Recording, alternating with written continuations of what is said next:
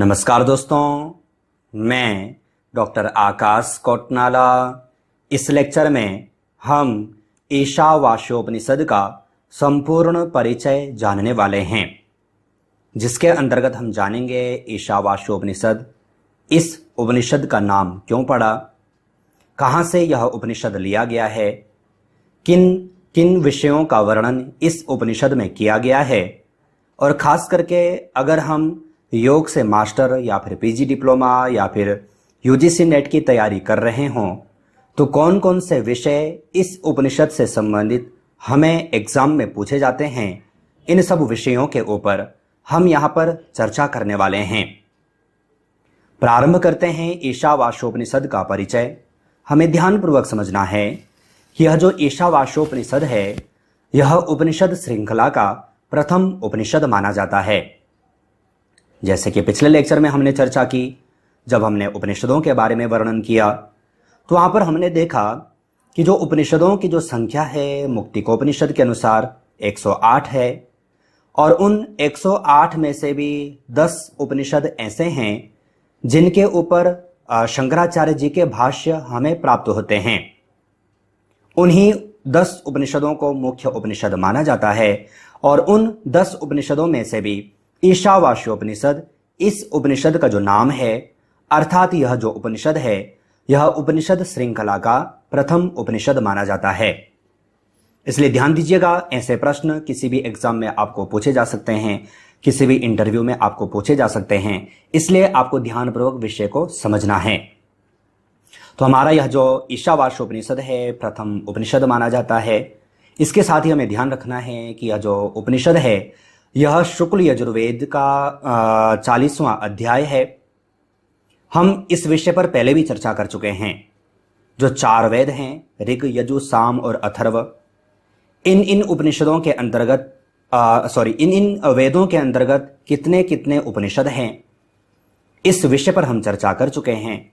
वहां पर हमने ये भी कहा था कि जो यजुर्वेद है, यजुर्वेद में हमें शुक्ल यजुर्वेद और कृष्ण यजुर्वेद देखने को मिलते हैं। जब हम 108 उपनिषदों की चर्चा करते हैं तो शुक्ल यजुर्वेद के अंतर्गत हमें लगभग 19 उपनिषद प्राप्त होते हैं, जिसके बारे में हम पहले भी चर्चा कर चुके हैं। एप्लीकेशन पर भी इससे संबंधित आपको पीडीएफ दी गई है। तो ध्यान दीजिएगा, जो शुक्ल यजुर्वेद है, इसका जो 40वां अध्याय है, यह ईशावास्योपनिषद के नाम से जाना जाता है। इसमें मात्र और मात्र 18 मंत्र हैं, लेकिन जिस प्रकार से महत्वपूर्ण श्रीमद् भगवद गीता के 18 अध्याय हैं, हम देखते हैं ना कि श्रीमद् भगवद गीता का कोई भी अध्याय, कोई भी श्लोक हमें ऐसा नहीं लगता कि अगर यह इस ग्रंथ में ना होता तो ग्रंथ में कोई कमी ना होती। यानी कि प्रत्येक अध्याय, प्रत्येक श्लोक श्रीमद् भगवद गीता के महत्वपूर्ण हैं। तो जिस प्रकार से श्रीमद् भगवद गीता के 18 अध्याय महत्वपूर्ण हैं, उसी प्रकार से यह जो उपनिषद है ईशावास्योपनिषद, इस उपनिषद के भी जो 18 मंत्र हैं, यह गीता के 18 अध्यायों की भांति महत्वपूर्ण माने गए हैं। ये सारे विषय आपको ध्यानपूर्वक समझना है। पूछा जा सकता है कि ईशावास्योपनिषद किस वेद से है, किस वेद से लिया गया है, कौन सा अध्याय है, इसमें कितने मंत्र हैं, है ना। तो ऐसे विषय आपको पूछे जा सकते हैं, तो ये आपको ध्यानपूर्वक समझना है। इसके साथ ही हमें समझना है कि ईशावास्योपनिषद में इस विराट सृष्टि के अंतर्गत जो ये दृश्य जगत है और जो जीवन है, इसको ईश्वर का आवास कहकर ईश्वर के सर्वव्यापी स्वरूप का बोध कराते हुए जीवन जीने का निर्देश दिया गया है। जब हम ईशावास्योपनिषद पढ़ते हैं ना, तो ईशावास्योपनिषद के लगभग दूसरे ही मंत्र में हमें एक मंत्र प्राप्त होता है, जहां पर कहा गया है कुर्वन्नेवेह कर्माणि जीज विच्छे सतम समाह एवं त्वयि नान्यथेतोस्ति न कर्म लिप्यते नरे। जहां पर कहा गया है कि कोई भी व्यक्ति, कोई भी साधक, उसे 100 वर्ष तक जीने की, यानी कि जितनी उसकी आयु है, मनुष्य की जितनी आयु है 100 वर्ष बताई गई है, तो 100 वर्ष तक जीने की उसे आशा रखनी चाहिए, यानी कि 100 वर्ष तक जीना चाहिए। लेकिन कैसे? कहा यह जो संपूर्ण जो जगत है, यह जगत उस परमात्मा से आच्छादित है, यानी कि इस जगत के कण कण में वह परमात्मा प्रतिष्ठित है, इस जगत में स्थित है, ऐसा मानते हुए वह व्यक्ति, वह साधक 100 वर्ष तक जिए, साधना करता रहे और 100 वर्ष तक जीवन जिए।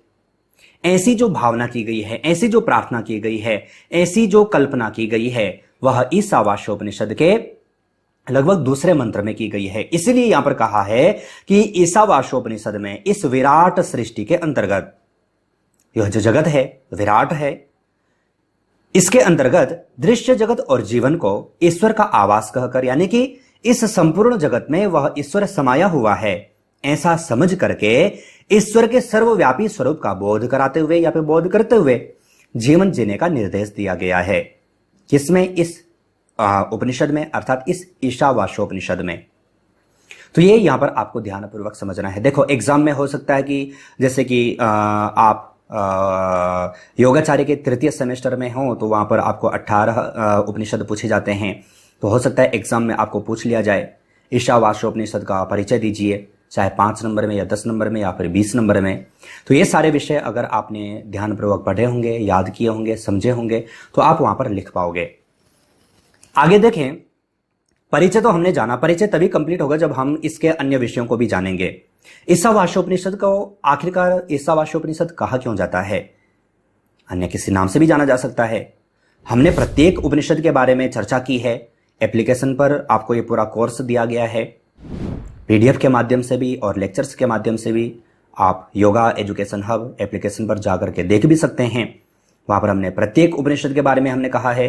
जैसे कि छांदोग्य उपनिषद है, छांदोग्य उपनिषद को छांदोग्य उपनिषद क्यों कहा जाता है, केनोपनिषद को केनोपनिषद क्यों कहा जाता है, कठोपनिषद को प्रश्नोपनिषद को आखिर इन नामों से जाना क्यों जाता है, तो यह भी हमें मालूम होना चाहिए। अगर हम योग के छात्र हैं तो हमें ये सारे विषय कंप्लीट होने चाहिए। तो ईशावास्योपनिषद को ईशावास्योपनिषद कहा क्यों जाता है? तो ध्यान दीजिएगा, यह जो उपनिषद है ना, इस उपनिषद के प्रथम मंत्र में ही और प्रथम मंत्र के प्रथम चरण में ही ईशावास्यमिदं सर्वम के कारण ही इस उपनिषद को ईशावास्योपनिषद के नाम से जाना जाता है। अब यहां पर यह जो उपनिषद है, इस उपनिषद का जो प्रथम ही मंत्र है, यहां पर कहा गया ईशावास्यमिदं सर्वम यत्किंचित जगत्याम जगत तेन त्यक्तेन भुंजिता मा गृध कस्य स्विद्धनम। कहा गया है कि यह जो जगत है, इस संपूर्ण जगत में कौन समाया हुआ है? चाहे जड़ हो चाहे चेतन हो, वह ब्रह्म समाया हुआ है, वह परमात्मा समाया हुआ है। और उस ब्रह्म के द्वारा इस जगत में जो कुछ, यानी कि हम ऐसी भावना करें कि यह जो संपूर्ण जगत में जो कोई भी भोग पदार्थ हैं उस परमात्मा के द्वारा दिए गए हैं, वह परमात्मा इनमें समाया हुआ है। और जो जो भोग पदार्थ उन्होंने ग्रहण करने के लिए कहा है, हम उनका ग्रहण करें, लेकिन हम उनमें लिप्त ना हों। इस भावना से हम अगर जो जीवन जिए, ऐसी भावना से हम जीवन जिए, यह इस उपनिषद में खास करके प्रथम एवं द्वितीय मंत्र में ऐसी कल्पना की गई है, ऐसी भावना करने को कहा गया है। कहा कि जो व्यक्ति है, जो साधक है, उसको अधिक लालच नहीं करना चाहिए। ऐसा समझना चाहिए कि यह जो संपूर्ण जगत है, इस जगत में वह ब्रह्म समाया हुआ है और जिस जिसका ग्रहण करने के लिए उसने कहा है, उसका मात्र और मात्र उसका हम उस मात्रा में हम उपभोग करें और बाकी पूरा का पूरा जो समय है वह परमात्मा की प्राप्ति में, ब्रह्म के स्वरूप को जानने में हम लगाएं। तो ऐसा इस मंत्र का भाव है। इसलिए इस उपनिषद को ईशावास्यमिदं सर्वम प्रथम ही चरण में ऐसा कहने के कारण इस उपनिषद का नाम ईशावास्योपनिषद पड़ा है। अब आप नामकरण भी जान गए। आगे देखते हैं कि इस उपनिषद में जो, अर्थात इस उपनिषद के जो प्रतिपाद्य विषय हैं, चाहे आप योग से मास्टर कर रहे हो, चाहे आप यूजीसी नेट की तैयारी कर रहे हो, तो कौन कौन से विषय आपको वहां पर पूछे गए हैं, इनको हम यहां पर देखें। तो प्रथम आपको ब्रह्म का स्वरूप इस उपनिषद के अनुसार ब्रह्म को किस प्रकार से प्रदर्शित किया गया है, उसको समझाया गया है। इस विषय को यहां पर पूछा गया है। कर्मनिष्ठा की अवधारणा, कर्मनिष्ठा का तात्पर्य यहां पर कर्मनिष्ठ व्यक्ति यानी कि कर्मयोग के बारे में चर्चा की गई है ना। कर्म से हम विमुख ना हो, जैसे कि हम श्रीमद् भगवद गीता ग्रंथ को देखते हैं। श्रीमद् भगवद गीता ग्रंथ भी भगवान श्री कृष्ण अर्जुन को कर्म की ओर ही प्रेरित कर रहे हैं। अच्छा ध्यान दीजिएगा, श्रीमद् भगवद गीता का संपूर्ण ग्रंथ का जो पूरा कोर्स है ये भी आपको एप्लीकेशन पर दिया गया है। आप चाहें तो वहां पर इसे एक्सेस कर सकते हैं। तो जिस प्रकार से श्रीमद् भगवद गीता में कर्मयोग की चर्चा की गई है, उसी प्रकार से यहां पर कर्मनिष्ठा की अवधारणा को भी अर्थात कर्मनिष्ठा को भी समझाया गया है। विद्या और अविद्या को समझाया गया है। विद्या क्या है, अविद्या क्या है, अर्थात संभूति असंभूति, और विद्या के द्वारा किए गए कर्म हमें किस लोक की प्राप्ति कराते हैं, क्या हमें विद्या के द्वारा किए गए कर्म हमें क्या क्या प्राप्त कराते हैं, और अविद्यात्मक कर्म हमें क्या क्या प्राप्त कराते हैं, किस लोक की प्राप्ति कराते हैं, ऐसा वर्णन इस उपनिषद में किया गया है, जो कि हमें एग्जाम में पूछा भी जाता है। और आगे के लेक्चर्स में आपको इन विषयों को समझाया भी गया है, और साथ ही एप्लीकेशन पर पूरा आपको PDF दी गई है, जिससे संबंधित आपको यानी कि जितने भी विषय यहाँ पर जो पूछे गए हैं सारे से संबंधित आपको वहाँ पर मंत्र दिए गए हैं, पूरा वहां पर आपको अच्छे ढंग से समझाया गया है। साथ ही यहाँ पर आत्मभाव, ये भी आपको इस उपनिषद में पूछा गया है। आत्मभाव है ना, जगत में हम आत्मभाव, किसी भी व्यक्ति के साथ में हम जब आत्मभाव रखते हैं तो आत्मभाव रखने के कारण हम किसी भी व्यक्ति विशेष में हम द्वेष भावना नहीं रख सकते। कोई भी व्यक्ति अगर जो हम उसमें आत्मभाव रखें, कोई दुश्मन हमारा दुश्मन ही क्यों ना हो, अगर जो हम उसमें आत्मभावना रखना प्रारंभ कर लें तो वह व्यक्ति हमारे लिए फिर दुश्मन नहीं रहता। किसी भी संपूर्ण जगत में जिस किसी व्यक्ति विशेष में भी अगर जो हम आत्मभाव रखें तो वैर भावना समाप्त होगी। वैर भावना समाप्त होगी तो मन स्थिर होगा। मन स्थिर होगा तो हम जिस कार्य की ओर अग्रसर होना चाहते हैं वो कार्य हम कर पाएंगे। चाहे हम योग में स्थित होना चाहते हैं, योग में स्थित हो पाएंगे। तो ऐसा इस उपनिषद में, वैसे तो उपनिषद काफी बड़ा है, 18 मंत्र हैं, अन्य अन्य विषय भी हैं, लेकिन ऐसे कुछ खास विषय इस उपनिषद में दिए गए हैं जिनके बारे में अगर आप और अधिक समझना चाहें, पढ़ना चाहें तो आप एप्लीकेशन पर जा सकते हैं। और यहाँ पर लगभग जितने भी प्रतिपाद्य विषय हैं थोड़ा बहुत मैंने समझाने का यहाँ पर प्रयास किया है। आप 18 के 18 मंत्र इस उपनिषद के पढ़ेंगे तो आपके सारे विषय कंप्लीट हो जाएंगे। आशा है आप अच्छे ढंग से समझ चुके होंगे। मुझे नहीं लगता कि ईशावास्योपनिषद का परिचय से संबंधित आपके मन में अब कोई भी डाउट हो। फिर भी कोई प्रश्न होता है और आप चैनल पर या फिर एप्लीकेशन पर यह लेक्चर देख रहे हो तो अपना प्रश्न आप रख भी सकते हैं। साथ ही आपको बता दें, कुछ एक प्रश्न उपनिषद से संबंधित आपको दिए गए हैं। अगर आप चाहें तो इन सभी प्रश्नों का सही आंसर वीडियो के कमेंट बॉक्स में भेज सकते हैं।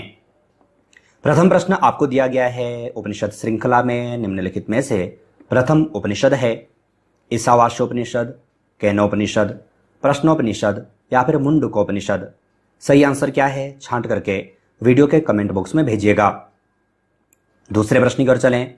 ईशावास्योपनिषद में निम्नलिखित में से श्लोकों की संख्या है 10, 18 या फिर 20 या फिर कोई नहीं। सही आंसर क्या है छांट करके वीडियो के कमेंट बॉक्स में भेजिएगा। तीसरे प्रश्न की ओर चलें। ईशावास्योपनिषद में कितने वर्षों तक जीवित रहने का वर्णन है? 100 वर्ष तक, 108 वर्ष तक, 1000 वर्ष तक या फिर कोई नहीं।